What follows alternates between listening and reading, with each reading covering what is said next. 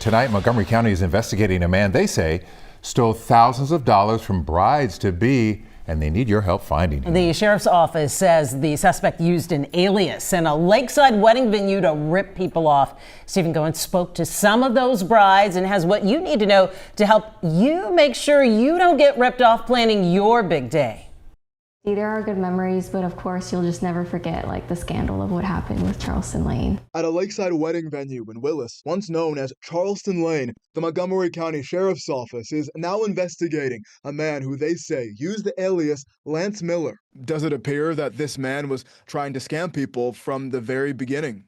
Preliminary information does suggest that from the very beginning.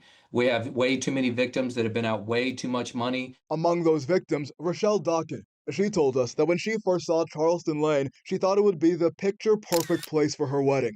But when that day came, back in November, you didn't get everything you were promised. What was missing?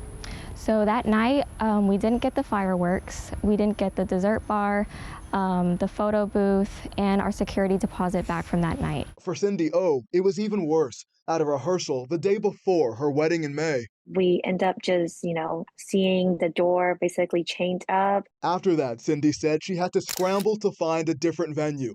All the money she put down, $54,000, she says, it was gone just like that. He took our money and just left. It's very heartbreaking, very heartbreaking. And it's very traumatic till this day to even speak about it. Now, just weeks later, the doors to this venue have been unlocked, and we've seen brides here all day looking for answers. We've confirmed the building is now owned by someone else, and he says he has no affiliation with the other guy. We just acquired the property. We had nothing to do with the previous name ownership. The name of this building is now the Lake Venue. Alex Garcia says he bought the property after the venue's previous operator was evicted in February. He tells us he's already working to help the brides who had previously booked with the man they only knew as Lance Miller. What's your message to people who are finding out about this property? We're willing to help everyone, as long as they're respectful, as long as they understand, we have nothing to do with all this drama.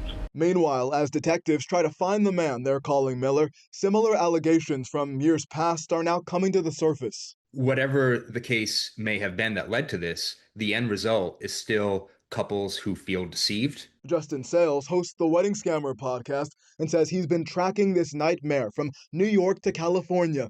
The Montgomery County Sheriff's Office confirmed it's looking into those cases as well. This is part of a greater pattern, though. And the fact that somebody is finally taking some initiative in doing an investigation is good news. Just unbelievable. What an ordeal these brides have been put through. I got a word for it, or a phrase, low down, dirty shame. So here's the deal. How do you get around this? What do you tell people? Well, it's all about taking precautions. Here's a bit of what we heard from professionals in the industry about what to watch out for. So if a venue offers a significant discount for a cash payment, if they do not have a business license displayed, or if they want you to send money to a personal bank account, those are all warning signs. There's also something called wedding insurance that you can buy. It is made for situations exactly like this. Meanwhile, the Montgomery County Sheriff's Office, they say if you've had a run-in with this Lance Miller person, they want to hear from you as part of their investigation. Wedding insurance sure does sound good after hearing this story. All right. Stephen Goins tonight, thank you. Unbelievable. Thank you, sir. New tonight.